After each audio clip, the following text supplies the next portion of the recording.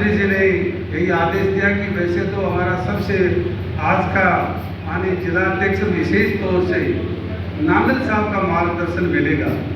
जो भारतीय जनता पार्टी ने पूरे हरियाणा प्रदेश में एक कार्यकर्ताओं के बीच में, सामाजिक समरसता के बीच में, डॉक्टर भी हैं, यूनिवर्सिटी के प्रोफेसर भी हैं, शिक्षाविद भी हैं, किसान भी हैं, व्यापारी भी हैं, अधिवक्ता भी हैं, सबके बीच में पार्टी का एक मिशन है, सबके बीच में पार्टी का जो एक एजेंडा है।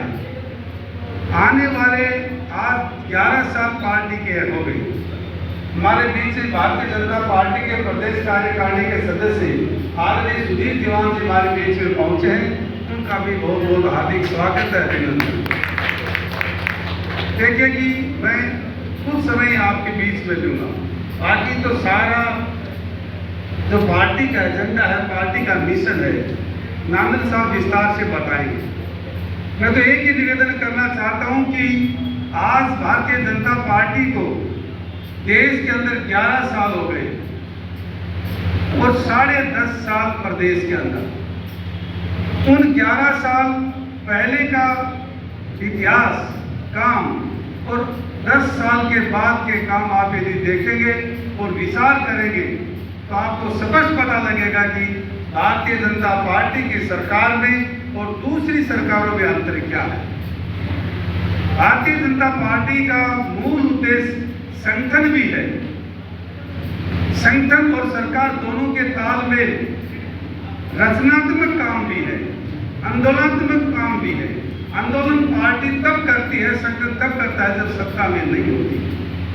और दोनों तीनों के तालमेल से आपने देखा होगा, एक जमाना था कि भारतीय जनता पार्टी की तरफ देखते नहीं थे, लेकिन 11 साल तक आप लोगों के कारण, आप लोगों की मेहनत, आशीर्वाद, परिश्रम के कारण, आप लोगों ने जो जिम्मेवारी पार्टी को दी, नई सरकार आपने बनाई और इस देश में माननीय प्रधानमंत्री को जो आप लोगों ने जिम्मेवारी दी, इन 11 साल का इतिहास और पिछले 70 साल जो आपने दूसरी सरकारें भी देखी, आपको स्पष्ट अंतर दिखेगा।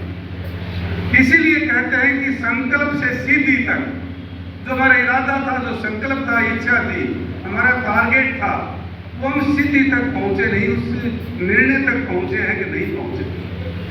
जब हम सत्ता में नहीं थे उस समय भी, आजादी के समय, डॉक्टर श्यामा प्रसाद मुखर्जी उस सरकार में पहले उद्योग मंत्री थे और सत्ता में रहते हुए भी उन्होंने निर्णय लिया कि हमारा एजेंडा था कि अखंड भारत एक है, पूरा देश एक है, जम्मू कश्मीर इससे अलग नहीं है।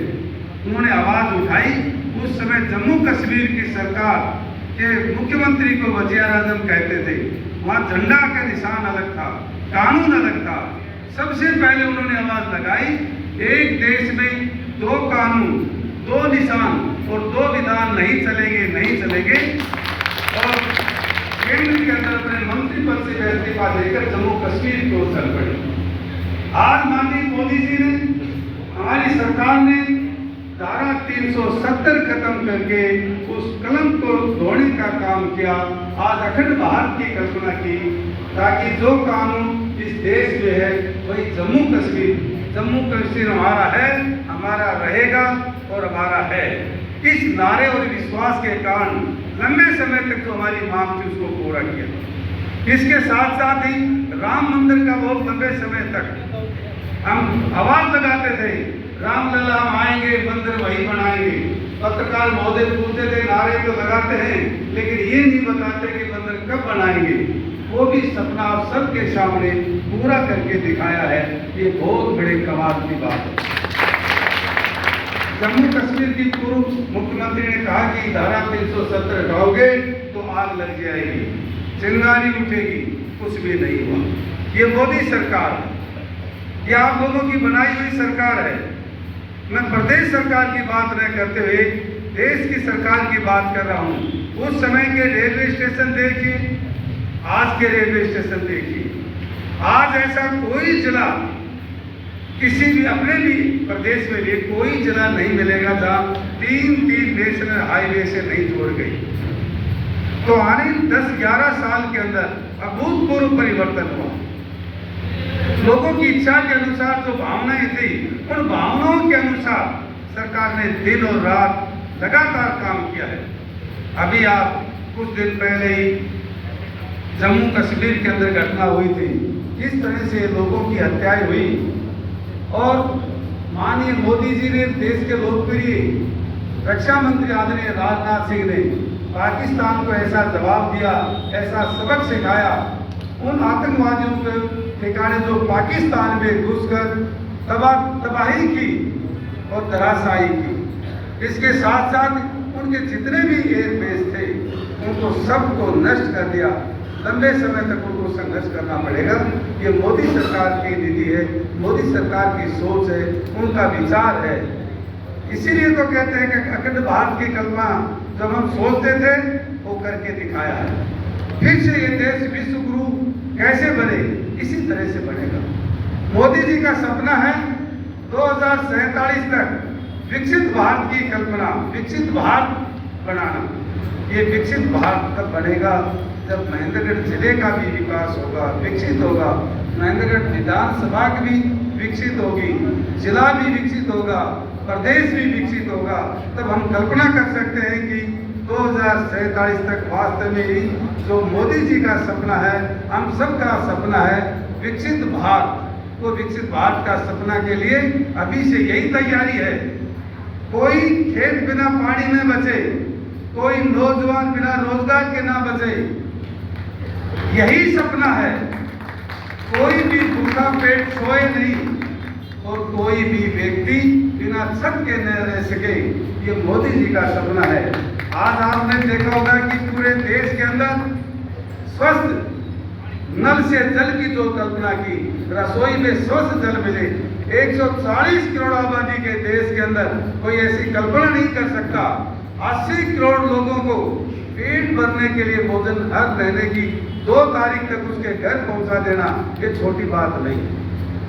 अगर प्रदेश की बात करूं, 10 साल पहले आप कल्पना करिए, यही प्रदेश था, यही जिला था, यही विधानसभा थी, और आज भी वही जिला है, यही विधानसभा है, यही प्रदेश है। जो विकास महेंद्रगढ़ में हुआ वही विकास सिरसा के अंदर हुआ, जो विकास रोहतक के हुआ वही विकास गुड़गांव, फरीदाबाद, फतेहाबाद के अंदर हुआ। पहले की तरह नहीं कि जहाँ का मुख्यमंत्री होता था पूरा विकास वही होता। आज जो मोदी जी का नारा है सबका साथ, सबका विकास और सबका प्रयास और सबका विश्वास, सबके विश्वास से और सबके प्रयास से बनने वाली सरकार वही भारतीय जनता पार्टी की मूल सरकार।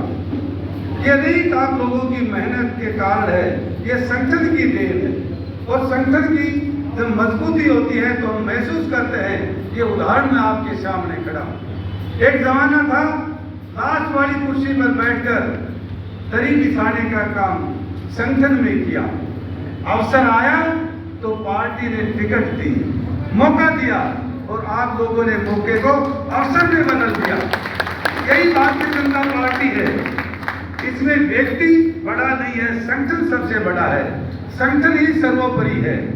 किसी भी व्यक्ति के दिमाग में ये भ्रम ना हो, उसमें मैं भी हूँ, मेरे भी दिमाग में ये भ्रम नहीं हो, मेरे बाद में मेरा बेटा, मेरे बेटे के बाद में मेरे पोता, ये कल्पना ही छोड़ दीजिए। ये कार्यकर्ताओं की पार्टी है, ये संगठन की पार्टी है। और मुझे खुशी है, संतोष है इस बात का, जब चुनाव जीतने के बाद अनेकों ऐसे कार्यकर्ता मिले तब महसूस किया 10 दिन लगातार बिना खाए पिए, बिना नहाए, दिन और रात मेहनत की, कभी भी उन्होंने आकर दर्शन नहीं दिए। कभी ये नहीं कहा हम आपके लिए इन गाँव में गया, यही कहा कि चुनाव हमारा था। भारतीय जनता पार्टी ने जिम्मेवारी दी, यदि 5 बूथ की जिम्मेवारी दी तो कार्यकर्ता छठे बूथ पर नहीं गया, इस बात की तसल्ली है।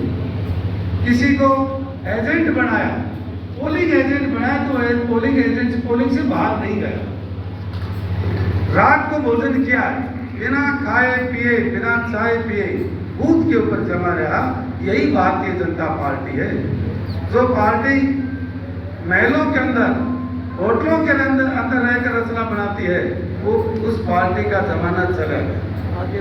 भारतीय जनता पार्टी विश्व की सबसे बड़ी पार्टी है और हमें इस बात का फख्र है, हम उस भारतीय जनता पार्टी के कार्यकर्ता हैं।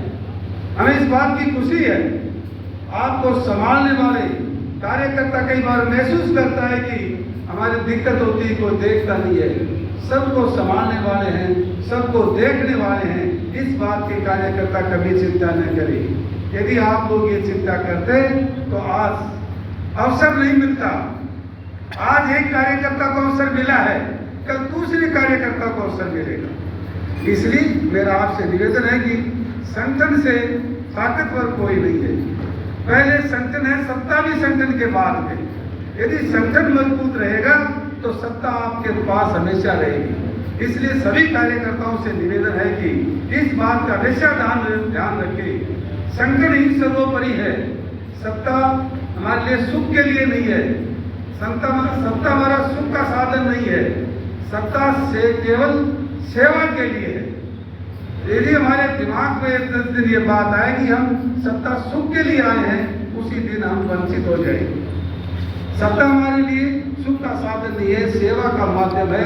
इसके माध्यम से हम गरीब से गरीब व्यक्ति की भी हम सेवा कर सकते हैं। और आज पूरे हरियाणा प्रदेश में तीसरी बार भारतीय जनता पार्टी की सरकार बनी है। आपने बहुत सारे पत्रकार के माध्यम से सोशल मीडिया में भी देखा होगा कि आ गई, आ नहीं रही थी, जा रही थी। आप लोगों को भ्रमित करने के लिए वो लोग सिर्फ अपनी इज्जत बचाने के लिए, कभी हमारी ऐसी हालात ना आ जाए कि हम विपक्ष में बैठने लायक ना रहे। इसलिए सिर्फ ये मीडिया मैनेजमेंट था। हम सत्ता में पहले भी थे और तीसरी बार भी पूर्ण बहुमत की सरकार सिर्फ और सिर्फ आप लोगों की मेहनत के कारण, आप लोगों के संगठन की मजबूती के कारण, आप लोगों के आशीर्वाद के कारण और निस्वार्थ भाव से आपने कभी ये नहीं सोचा व्यक्ति कौन है। आपने ये कहा जो कमल का फूल जो लेकर आएगा वही भारतीय जनता पार्टी है। ये पार्टी व्यक्तिवादी पार्टी नहीं है, ये पार्टी संगठनवादी पार्टी है। इसलिए आप कार्यकर्ता को भी मौका मिला और इस प्रदेश के अंदर 10 साल लगातार इस प्रदेश के मुख्यमंत्री माननीय मनोहर लाल जी को नेतृत्व करने का अवसर मिला। आज केंद्र के अंदर है। कार्यकर्ता भाइयों से निवेदन है कि उस व्यक्ति के कारण, उनकी नीतियों के कारण, पार्टी की पॉलिसी के कारण आज महसूस करते हैं और दूसरे प्रदेश के लोग भी, हमारी चाहे ट्रांसफर पॉलिसी हो, चाहे रोजगार की बात हो, चाहे सड़क की बात हो, सब लोग हरियाणा की पॉलिसी को पूरे देश में लागू करना चाहते हैं। आज तीसरी बार सरकार बनने के बाद भी 26,000 बच्चों को इस प्रदेश में रोजगार मिला। आप कल्पना करिए, यदि आपसे चूक हो जाती, यदि आप भटक जाते, उन 26,000 बच्चों का भविष्य क्या होता। उन बच्चों को कभी भी हरियाणा प्रदेश में रोजगार नहीं मिलता।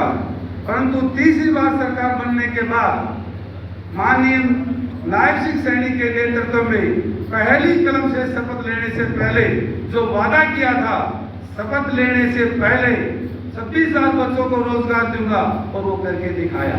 एक एक घर से, एक एक गांव से 7, 8, 10 बच्चे लगे। ये छोटा काम नहीं है। ये भारतीय जनता पार्टी के शासन में हो सकता है। अदरवाइज लोग कह रहे थे कि 50 वोट दो, एक नौकरी लो, 60 वोट दो, एक नौकरी दो। लेकिन बिना भेदभाव, बिना पर्ची के, बिना खर्ची के, बिना किसी के सिफारिश के हमारे बेरोजगार बच्चों को रोजगार दिया। ये भारतीय जनता पार्टी के शासनकाल में है। इतना पानी 10 साल के अंदर 1500 फीट के अंदर पानी था। आज 200 फीट के अंदर किसान की मोटर चलती है।